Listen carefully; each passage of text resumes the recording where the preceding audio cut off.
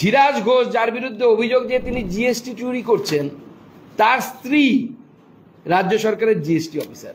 আলকাতরা থেকে শুরু করে গুটকা পর্যন্ত সব কিছুতে এই ট্যাক্সের চুরি হচ্ছে এবং এই ট্যাক্স চুরির ভাগ কলকাতার বড় বড় নেতা অবধি পৌঁছে। আমরা মাত্র 145 খানা জোগাড় করতে পেরেছি। শোনা যায় 400 খানা আছে, এবং সেটা শুধু পশ্চিমবঙ্গে। যে ব্যক্তি পশ্চিমবঙ্গের মতো জায়গায় সাধারণত যারা চুরি করে তারা চুরির মাল অন্য জায়গায় পাচার করে, ভাইপো যেমন বিদেশে পাচার করেছে, এই পরিমাণে দুর্নীতি এতে চলছে। মাননীয় মুখ্যমন্ত্রী এর ভাগ পান কিনা তিনিই বলবেন। 25% 75%-এর ফর্মুলা কালীঘাটে যাই আমাদের কাছে খবর আছে, সেটা ভাইপোর কাছে যায় না পিসির কাছে যায়, তারা ঠিক করে বলবেন আগামী দিনে। এটা হচ্ছে সেই ধীরাজ ঘোষ এবং বিনয় বর্মন যে বলছিলাম, সেই ধীরাজ ঘোষের আমাদের দ্বারা প্রাপ্ত জমির রেজিস্ট্রি দলিল। একটা দলিল আপনাদের সামনে দেখাচ্ছি, এই একটা দলিল শ্রী ধীরাজ ঘোষ সন অফ দেবব্রত নাথ ঘোষ। এই যত দলিল দেখতে পাচ্ছেন সবগুলো একজনেরই নামের, আপনারা প্রত্যেকটি আলাদা আলাদা করে দেখতে পারেন। আমি একটা সূচি তৈরি করেছি, এই যে ধীরাজ ঘোষ, এই যে পশ্চিমবঙ্গ সরকারের বাংলার ভূমি, পশ্চিমবঙ্গ সরকারের যে ওয়েবসাইট, তাতে জমির শ্রেণী, জমির পরিমাণ, জমির অংশ এবং তার মালিককে, সেই সমস্ত কিছু আপনারা দেখতে পাবেন। অনেক ক্ষেত্রে দেখা যাচ্ছে যে আদিবাসীদের জমি, সেই জমি ওনার হাতে চলে গেছে। এই একটা লিস্ট আমরা পেয়েছি, মোট 400 খানা জমি আছে, আমরা 145টা বের করতে পেরেছি। ধীরাজ ঘোষের নামে, সব ধীরাজ ঘোষের।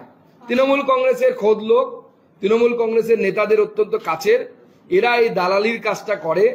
তৃণমূল কংগ্রেসের ওখানে উত্তরবঙ্গ উন্নয়নের যে প্রাক্তন মন্ত্রী তথা মেয়র, তার অত্যন্ত ঘনিষ্ঠ লোক। তৃণমূলের নেতারা সবাই ধীরাজ ঘোষকে নামে চেনেন একদম। এই যে দেখুন, প্রত্যেকটি প্রপার্টির ডিটেলস আছে এখানে। নকশালবাড়ি, দার্জিলিং ডিস্ট্রিক্ট, নকশালবাড়ি, মাটিগাড়া, ফাঁসি দেওয়া, মাটিগাড়া, নকশালবাড়ি, মাটিগাড়া, প্রত্যেকটির প্লট নাম্বার, খতিয়ান নাম্বার, মৌজা নাম্বার, জিএল নাম্বার, সমস্ত কিছু দেয়া আছে, সব আলাদা আলাদা। শুধু একটা জায়গাতেই কমন, সেটা হচ্ছে পারচেজার, কে কিনছেন। সবগুলোতে ধীরাজ ঘোষ, ধীরাজ ঘোষ, ধীরাজ ঘোষ, ধীরাজ ঘোষ, ধীরাজ ঘোষ, ধীরাজ ঘোষ। এবং দেখুন এই চক্র কিভাবে কাজ করছে, আপনারা শুনলে অবাক হয়ে যাবেন। ধীরাজ ঘোষ যার বিরুদ্ধে অভিযোগ যে তিনি জিএসটি চুরি করছেন, তার স্ত্রী রাজ্য সরকারের জিএসটি অফিসার। তার স্ত্রী, ধীরাজ ঘোষের স্ত্রী, মাটিগাড়াতেই বসে আছেন তিনি রাজ্য সরকারের জিএসটির এসটিও হয়ে, এবং স্ত্রীর সহযোগিতায় পুরো এই জিএসটির কারবারটা চলছে। পুরো বিষয়টা ইডি, সিবিআই এবং আরআইকে আমি মৌখিকভাবে জানিয়েছি, এবার অফিসিয়ালি জানাবো। এবং এই যে এই টাকার হিসেব, ধরি এই ফোরে ধীরাজ ঘোষের যদি এই সম্পত্তি হয়, এতগুলো ল্যান্ডের মালিক, যে কোনো একটা আপনারা আরবিটারিলি খুলে বের করুন যে কোনো জায়গা থেকে, আরো আছে ওইদিকে, ও পাশে আরো আছে, যতগুলো দলিল, একের পর এক দলিল, কত দলিল লাগবে আমি জানি না। এই সম্পত্তির পরিমাণ কালীঘাটের সেই 35 খানা প্লটের থেকে কম না বেশি, কিন্তু আমি জানি না ধীরাজবাবু কত বড় শিল্পপতি। পশ্চিমবঙ্গের সব থেকে টপ শিল্পপতি হরিমোহন বাঙুর, তারও এত ল্যান্ড আছে কিনা আমার অন্তত পক্ষে সন্দেহ আছে। এবং একজন ফোরের যদি এই সম্পত্তি হয়, তাহলে এই ফোরের মাধ্যমে তৃণমূল কংগ্রেসের যে নেতারা যারা টাকা পাচ্ছে, তাদের কাছে কত কোটি টাকা এসেছে। এবং এই টাকা পশ্চিমবঙ্গ সরকারের লস, কারণ আপনারা জানেন জিএসটির একটা পোর্শন কেন্দ্র সরকারের কাছে যায়, কেন্দ্র সরকারের কাছে লস। এবং জিএসটি ধরার কাজটা দেখবেন, আপনি পশ্চিমবঙ্গের যে কোনো রাস্তায় যদি 5 ঘন্টা, যে কোনো জেলায় যদি 5 ঘন্টা ঘোরেন, রাস্তায় থাকেন, অন রোড থাকেন, তাহলে একটা না একটা জিএসটির গাড়ি আপনি দেখতে পাবেন, জিএসটি ওয়েস্ট বেঙ্গল লেখা। তারা সব জায়গায় ঘুরে বেড়াচ্ছে ধরার জন্য, কিন্তু ধরবো করছি, কিন্তু ধরতে পারছি না। ধীরাজ ঘোষের মতো লোক এলে পরে কেমন যেন পিছলে চলে যাচ্ছে। যারা সমস্ত জিনিস থেকে, যে সমস্ত জিনিস উত্তরবঙ্গ দিয়ে পার হয়, আলকাতরা থেকে শুরু করে গুটকা পর্যন্ত সব কিছুতে এই ট্যাক্সের চুরি হচ্ছে, এবং এই ট্যাক্স চুরির ভাগ কলকাতার বড় বড় নেতা অবধি পৌঁছচ্ছে। আজকে প্রথম পার্ট হলো, এখনো পিকচার আবি বাকি হ্যাঁ। এটা ট্রেলার দেখতে পাচ্ছি আমরা, এই মহিরুহ যেগুলো দেখতে পাচ্ছি আমরা, সবগুলোকে যদি একটার উপরে একটা রাখি, আমাদেরকে এই বেঞ্চের উপর দেখা যাবে না, মানে আমরা ঢেকে যাব, এতটা দলিলের পরিমাণ একজন ব্যক্তির। আমি জানি না তিনি কত বড় শিল্পপতি বা কি, তার এই হচ্ছে জমির। তাও আমি কি বললাম, আমরা মাত্র 145 খানা জোগাড় করতে পেরেছি। শোনা যায় 400 খানা আছে, সেটা শুধু পশ্চিমবঙ্গে।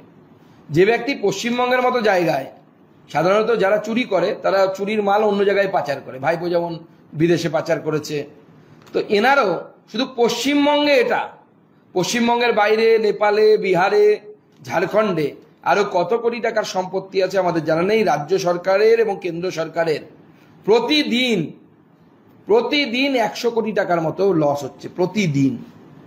তাহলে এই যে বিগত 2-3 বছর ধরে এই চক্র চলছে, আপনারা হিসেব করুন যে রাজ্য সরকার এবং কেন্দ্র সরকারের অর্থাৎ পশ্চিমবঙ্গবাসীর, ভারতবাসীর প্রতিদিনের লস কতটা। এই পরিমাণে দুর্নীতি এতে চলছে। মাননীয় মুখ্যমন্ত্রী এর ভাগ পান কিনা তিনিই বলবেন। 25%, 75%-এর ফর্মুলা কালীঘাটে যায়, আমাদের কাছে খবর আছে। সেটা ভাইবোর কাছে যায় না পিসির কাছে যায়, তারা ঠিক করে বলবেন আগামী দিনে। কিন্তু চুরি হচ্ছে, এই চুরি বন্ধ হওয়া দরকার। এটা পশ্চিমবঙ্গের জনগণের সম্পদের চুরি, পশ্চিমবঙ্গের জনগণের সম্পত্তির চুরি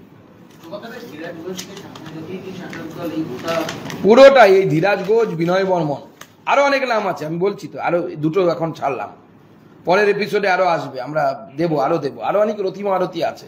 মূল হচ্ছে এই ব্যক্তির মাধ্যমে পুরো এই জিএসটি চুরিটা হচ্ছে।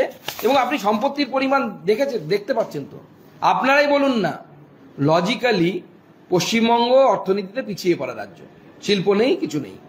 উত্তরবঙ্গ হচ্ছে অভাগার অভাগা, আরো পিছিয়ে পড়া। সেখানে একজন ব্যক্তি কি করলে এত সম্পত্তির মালিক হতে পারে, এতগুলো ল্যান্ডের মালিক হতে পারে একজন ব্যক্তি, কি ধরনের বিজনেস করলে? উত্তরবঙ্গে এত বড় কোনো শিল্প আপনাদের জানা আছে? আমি তো অন্ততপক্ষে জানি না, তার নামে তো অন্ততপক্ষে নেই। কি এমন করলে পরে এতগুলো জমির মালিক হওয়া যেতে পারে?